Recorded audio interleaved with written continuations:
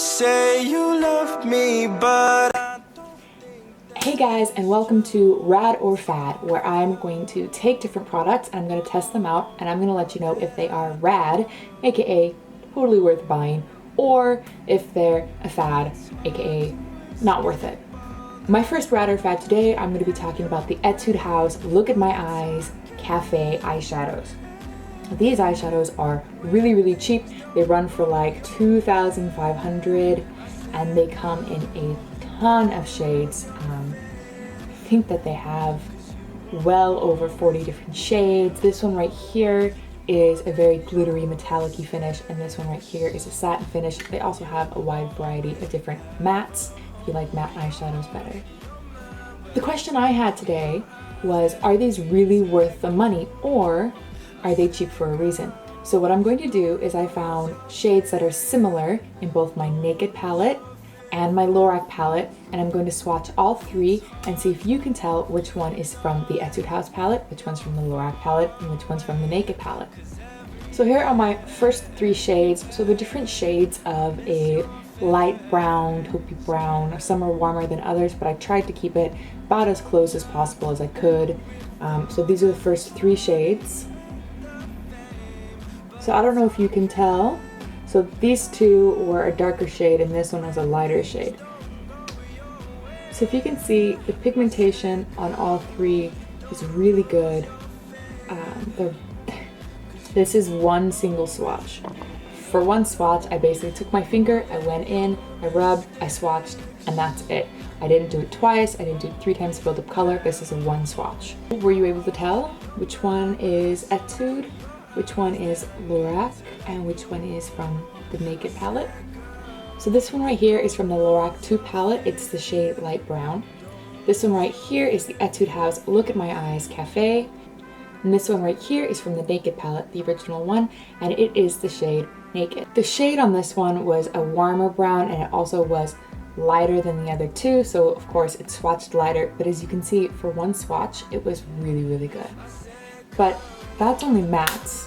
What about satins? So these are the 3 satin finishes I swatched. Once again, I swatched them one time with one finger. So as we can see, the first one has less of a shimmer to it, and the middle one here has got a lot of shine, and the last one as well. But again, the pigmentation is really good, and it's really soft, and I think this one at the end here is the least soft, least buttery, but pigmentation is great. So looking at the swatches, can you tell which one's $2.50? Because I can't. The first one here is actually the Etude House Satin Finish eyeshadow.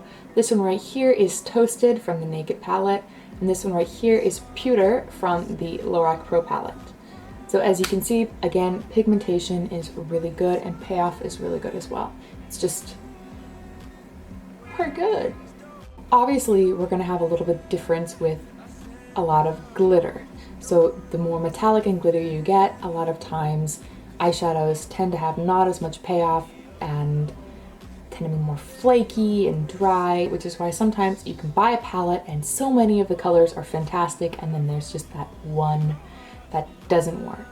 Last question, how about a metallic glittery finish? Is that going to have the same payoff? Okay, so these are your 3 swatches right here. So as you can tell, they're all pretty much the same color. They're all a nice rose gold. They all swatched really beautifully just for that one swatch. Which one's which? Well, actually, this first one here is a rose gold by the Etude House. The second one here is the rose gold from the Lorac Pro palette number 2, and this one right here is Trick from the Naked 3 palette. So for the Etude House eyeshadows, as someone who uses them a lot, I can say that they are 100% worth the buy. For the price you pay, they are fantastic. And not only that, but when you use them, you get great color payoff without having a lot of fallout. Now that's one of my problems I have with some of the Naked palettes, is sometimes I can have some fallout.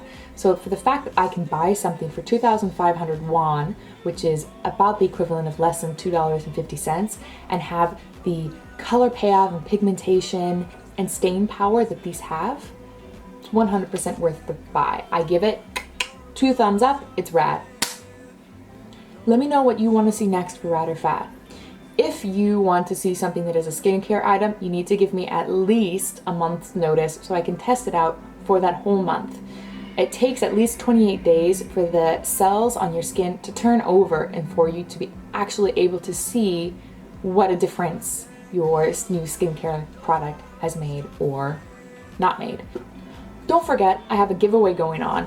If I can hit 100 subscribers by the end of this month, end of November, I'm going to be giving away 2 kits. I have the Innisfree Green Tea Balancing Kit, and I have the Collagen Moistful Skincare Kit from Etude House. So all you have to do is follow my Instagram at the Dutch, the number 1, the number 4, EVA. Subscribe to my channel, and in my Korean mask video, just leave a comment down below on which kit you would like. Thanks for watching, and as always, peace out. All that I do, it's hard to